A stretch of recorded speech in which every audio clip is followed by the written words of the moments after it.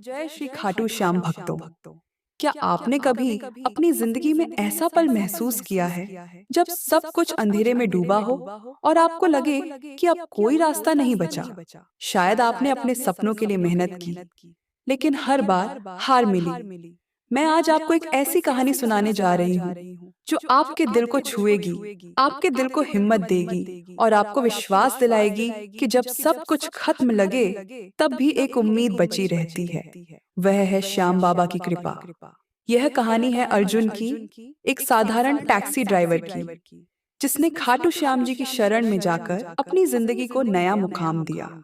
अगर आपको भी जीवन में प्रेरणा चाहिए, अगर आप भी अपने दुखों से लड़ना चाहते हैं, तो इस चैनल को सब्सक्राइब करें, बेल आइकन दबाएं, ताकि हर हफ्ते ऐसी ही भावनात्मक और सच्ची कहानियां आपके पास आएं। श्याम बाबा का आशीर्वाद आपके साथ हो। आइए इस अनोखी यात्रा में साथ चलते हैं। जय श्री खाटू श्याम। अर्जुन 28 साल का एक युवा था जो मुंबई के भीड़-भाड़ वाले चोल में अपने परिवार के साथ रहता था। उसका घर छोटा सा था, जहाँ एक कमरे में 4 लोग, अर्जुन, उसके पिता रामलाल, मां कमला और छोटी बहन रिया, एक साथ जीवन बिताते थे। रामलाल एक दिहाड़ी मजदूर थे जो कंस्ट्रक्शन साइट्स पर काम करते थे, लेकिन उम्र के साथ उनकी कमाई कम हो गई थी। कमला घर का काम संभालती थी और कभी-कभी पड़ोसियों के लिए खाना बनाकर थोड़े पैसे जोड़ लेती थी। अर्जुन ने 12वीं तक पढ़ाई की थी, लेकिन आर्थिक तंगी के कारण उसे पढ़ाई छोड़नी पड़ी। उसने ड्राइविंग सीखी और एक पुरानी सफेद टैक्सी खरीदकर ड्राइवर का काम शुरू किया। यह टैक्सी उसकी जिंदगी का सहारा थी, जिससे वह अपने परिवार का खर्च और रिया की पढ़ाई का बोझ उठाता था। रिया 19 साल की थी और एक सरकारी मेडिकल कॉलेज में पढ़ रही थी, जहां उसका सपना था कि वह डॉक्टर बने और अपने परिवार की जिंदगी बेहतर करे। अर्जुन की दिनचर्या बेहद कठिन थी। सुबह 5 बजे वह उठता, अपनी टैक्सी को चेक करता और सड़कों पर निकल पड़ता। वह दिन भर मुंबई की ट्रैफिक में फंसा रहता, कभी एयरपोर्ट के लिए यात्री ढोता, कभी रात की शिफ्ट में ऑफिसरों को छोड़ता। रात 11 बजे तक वह थका हारा घर लौटता और फिर भी उसकी कमाई मुश्किल से 500 से 600 रुपए होती। ऊपर से टैक्सी का मेंटेनेंस, पेट्रोल का खर्च और घर का किराया उस पर भारी पड़ रहा था। एक दिन अचानक उसकी टैक्सी का इंजन बंद हो गया। मैकेनिक ने बताया कि इसे ठीक करने के लिए 50,000 रुपए लगेंगे। अर्जुन के पास इतने पैसे नहीं थे। उसने अपने दोस्तों से उधार मांगा, लेकिन सबके पास भी हालत खराब थी। बैंक से लोन लेने की सोची, लेकिन उसकी कमाई इतनी कम थी कि कोई लोन देने को तैयार नहीं था। उसका मकान मालिक, एक सख्त बूढ़ा आदमी, किराया बढ़ाने की धमकी देने लगा। एक रात जब अर्जुन टैक्सी के पास बैठा था, तो उसने अपनी जेब में सिर्फ 50 रुपए गिने और रो पड़ा। उसकी माँ ने उसे देखा और कहा, बेटा, इतना तनाव मत लो, भगवान कुछ न कुछ करेंगे। लेकिन अर्जुन को भगवान पर भरोसा नहीं था। उसने सोचा था कि मेहनत ही उसका सहारा है। इसी बीच एक रात एक घटना ने उसकी जिंदगी बदल दी। वह टैक्सी से घर लौट रहा था जब सड़क किनारे एक बूढ़ी महिला ने उसे रुकवाया। उसका पैर चोटिल था और वह दर्द से कराह रही थी। बारिश शुरू हो गई थी और कोई उसकी मदद के लिए नहीं था। अर्जुन ने उसे अपनी टैक्सी में बिठाया और नजदीकी सरकारी अस्पताल तक ले गया।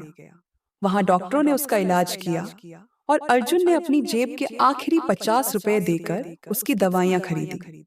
महिला ने आंखों में आंसू ले कहा, बेटा, तुमने मेरा भला किया, ईश्वर तुम्हारी मदद करेगा।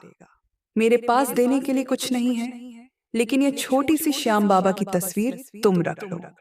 उसने अर्जुन को एक पुरानी फटी पुरानी तस्वीर दी, जिसमें श्याम बाबा मुस्कुराते हुए दिख रहे थे। अर्जुन ने उसे धन्यवाद दिया और अपनी टैक्सी के डैशबोर्ड पर रख दिया, सोचकर कि शायद यह उसकी किस्मत बदल दे। दिन बीतते गए, लेकिन अर्जुन की हालत और खराब होती गई। उसने टैक्सी को मैकेनिक के पास छोड़ दिया और पैदल ही ग्राहक ढूंढने लगा। एक दिन रिया ने कॉलेज की फीस 25,000 रुपए जमा करने के लिए पैसे मांगे। अर्जुन ने उसे आश्वासन दिया, लेकिन अंदर से वह टूट गया। रात को वह अपनी टैक्सी के पास बैठा और श्याम बाबा की तस्वीर को देखते हुए बोला, बाबा, मैंने कभी आपसे कुछ नहीं मांगा, लेकिन अब मेरी हालत खराब है। मेरी बहन का सपना पूरा करने में मेरी मदद करो। अगर आप सचमुच हारे का सहारा हैं, तो मुझे रास्ता दिखाओ। अगली सुबह अर्जुन को एक अनजान नंबर से फोन आया। ये एक टैक्सी कंपनी का मैनेजर था, जिसने उसे एक नई स्कीम के बारे में बताया। कंपनी पुरानी टैक्सियों के लिए मरम्मत का लोन दे रही थी और अर्जुन का नाम किसी ने रेफर किया था। अर्जुन को यह अजीब लगा, क्योंकि उसने कहीं सुना नहीं था कि कोई कंपनी ऐसा करती हो। उसने फॉर्म भरा और कुछ दिनों में उसे 50,000 रुपए का लोन मिल गया। उसने अपनी टैक्सी मरम्मत कराई और काम फिर से शुरू हो गया। उसने सोचा, शायद यह श्याम बाबा का इशारा है। अर्जुन ने मन में ठाना कि वह श्याम बाबा का धन्यवाद करेगा। उसने अपनी माँ और रिया को साथ लिया और तीनों एक सस्ती बस से खाटू धाम की यात्रा पर निकले। रास्ते में बस का टायर पंचर हो गया और बारिश ने मुसीबत बढ़ा दी। वे 3 घंटे तक सड़क किनारे खड़े रहे, लेकिन अर्जुन ने हिम्मत नहीं हारी। उसने हर कदम पर जय श्री खाटू श्याम का जाप किया। एक ट्रक ड्राइवर ने उन्हें लिफ्ट दी और आखिरकार वे खाटू धाम पहुंचे।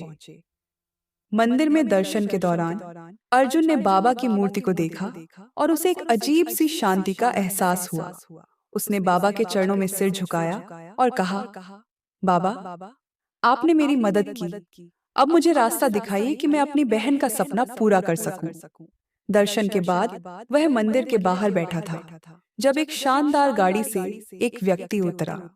वह फिल्म प्रोड्यूसर विजय शर्मा थे, जो अपनी अगली फिल्म की लोकेशन तलाश रहे थे। विजय ने अर्जुन की टैक्सी देखी जो मंदिर के पास खड़ी थी और कहा, यह पुरानी टैक्सी मेरी फिल्म के लिए परफेक्ट है। क्या मैं इसे किराए पर ले सकता हूँ? अर्जुन ने हाँ कर दी और विजय ने उसे 1 लाख रुपए का ऑफर दिया। फिल्म की शूटिंग के दौरान अर्जुन को एक छोटी सी भूमिका मिली, एक टैक्सी ड्राइवर का किरदार। उसकी मेहनत, सादगी और डायलॉग डिलीवरी ने लोगों का दिल जीता।